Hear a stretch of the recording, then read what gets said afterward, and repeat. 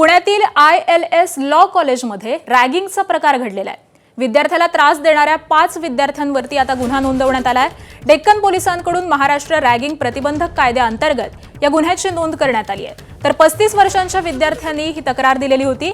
विद्यार्थी ILS law कॉलेजमध्ये LLBच्या द्वितीय वर्षाचं शिक्षण घेत आहे।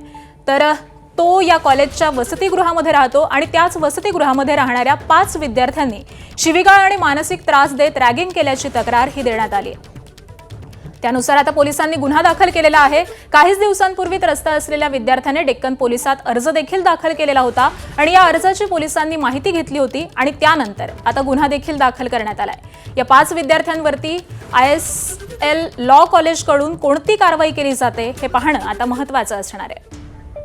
आणि याच सगळ्या संदर्भामध्ये अपडेट देतात आमचे प्रतिनिधी शिवानी पांढरे सध्या आपल्या सोबत आहेत। शिवानी, काय अधिकची माहिती मिळते?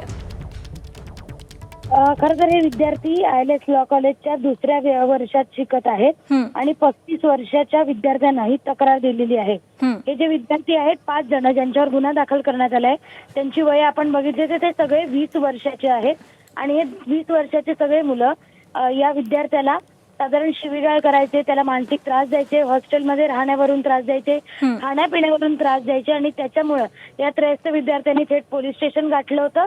डेक्कन पोलीस ठाण्यात त्याने अर्ज दाखल केला होता सुरुवातीला।